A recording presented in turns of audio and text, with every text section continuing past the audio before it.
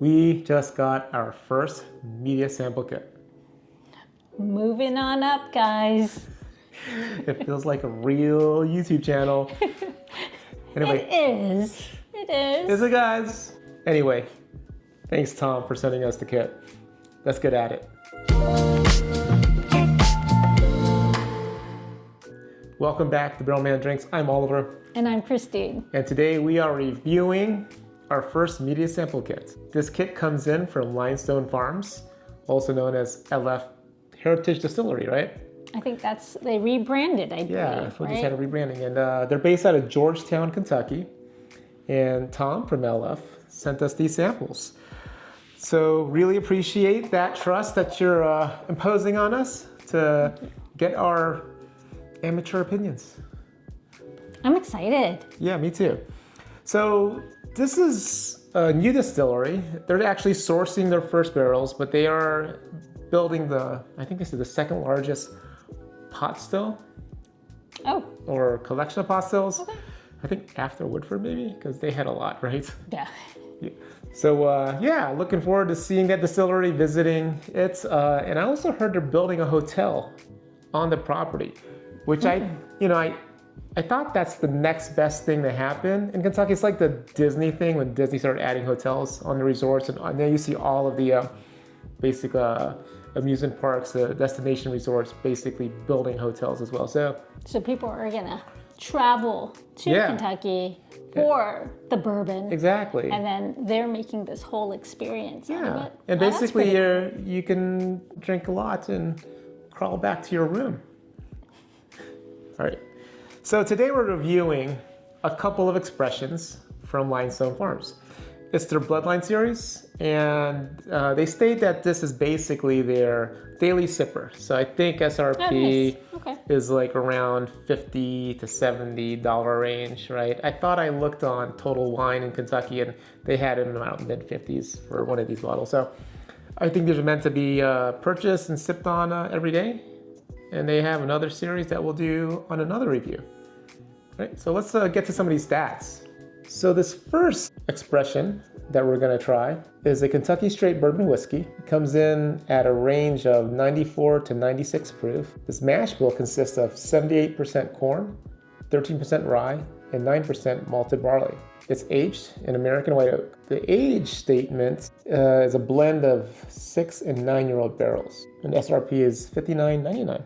The second expression we're going to try is their Kentucky Small Batch Straight Bourbon. Also comes in at a proof of 94 to 96. The mash bill is the same, also aged in American white oak, but this is a blend of 6 and 9-year-old barrels. And the production volume is only 1,500 bottles per batch.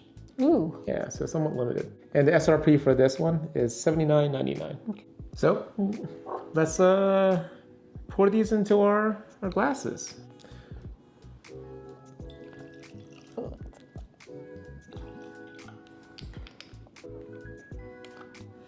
And the second one is the small batch. It's the one with a limited run, 1,500 bottles. Okay. Thank you. And these are lighter proof for you, sweetheart. I know. I'm excited. No more of that, the stuff that you've been giving me recently. Don't worry, that's coming up in the next review with these guys.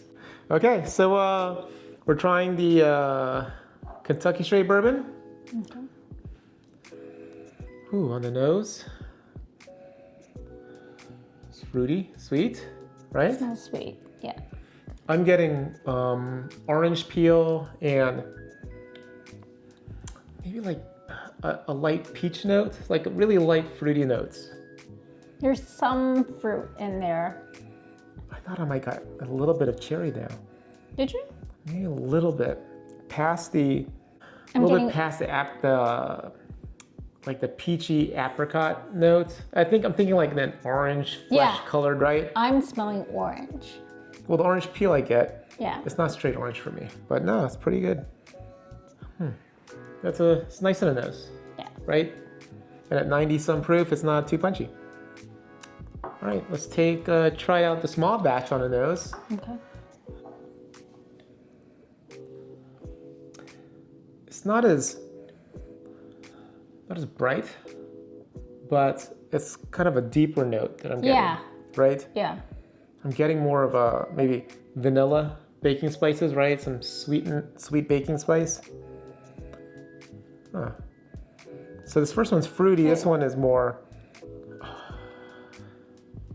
It's rich. sweet. It's like and a I rich. still smell that orange peel, but like you said, it's deeper. Definitely orange peel, but there's a deeper note past that, and there's a little bit more ethanol. I mean, not a little. It's a little really?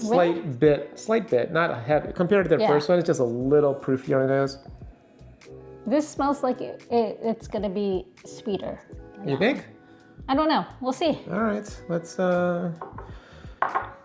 No, they're all pretty. Again, they're both sweet on the nose. I felt that this was fruitier on the nose. This was a little bit deeper and richer, more that baking spice. I don't want to say caramel, right? I reserve caramel for another. It's like more like vanilla, maybe, like a light vanilla for me.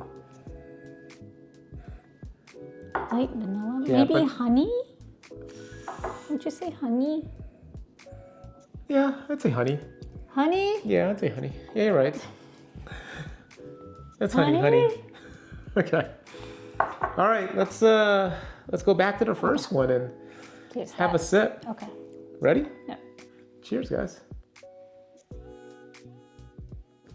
Getting brown sugars. Yeah. For some reason, I feel like I'm getting some like apple peel flavors. There's something fruity there. I can't fruity. pinpoint it. No. I'm sorry. I'm going for my second sip, and I shouldn't. I'll wait. Yeah. So there is some, fruitiness, but it's not the same peach or apricot I was getting on the nose. It's more like apple to me, an apple fruitiness, right? Slightly tart but sweet. There's some tartness and sweetness to it. Yes. And then the baking spices kind of add into that. So it's not calling it apple pie, but I'm getting apple because I always associate apples to like baking spice. That flavor mixes well together. Those two flavors. Yeah. Yeah. All right. You're Second saying sip? apple pie? Yeah. Not apple pie. Stewed apples. I've never had a stewed apple. What's that? Basically, if you cook apples down in a pot. Really? In water? Yeah, water, some, sugar. Okay. Cinnamon, other baking spices in it. I guess the basis of applesauce. So make applesauce. Is it? Okay. How about applesauce? Never made applesauce before.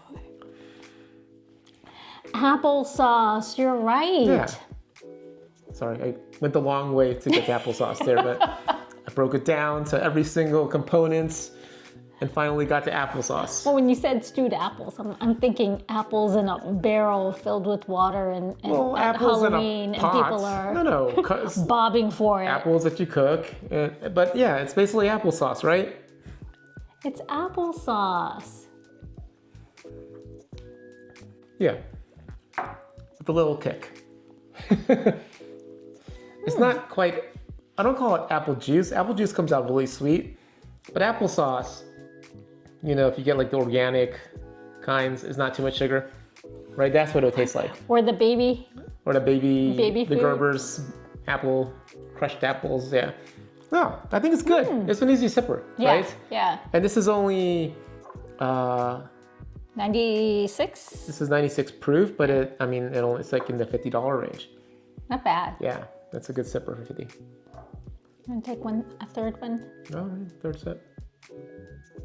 On that last sip, I'm getting oakiness on the mid palate and extends to the finish for me.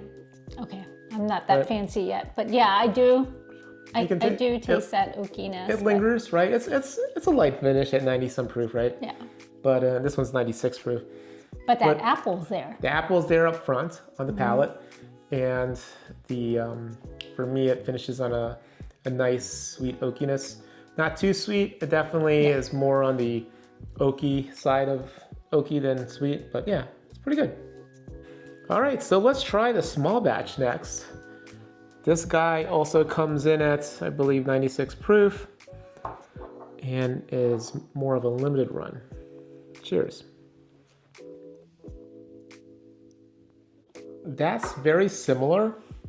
It's similar in the flavor profile, A little more spicy. but more spicy. Okay. I think everything Look about it. at Yeah. me. Good job. Spicy.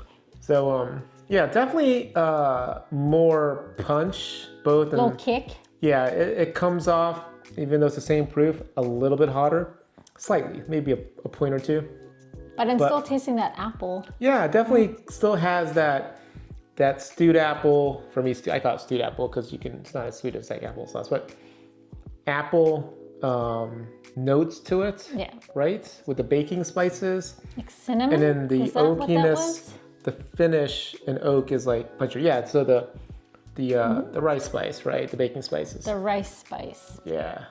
So, no, that's definitely punchier. I guess because the small batch, it does cost slightly more than the Kentucky Straight Bourbon, but this, yeah, it's pretty good. Just a sip on? Yeah, I think I like the first one. I think so too. Yeah. I do like the standard Kentucky Straight, especially at the price point. It's a good sipper, right?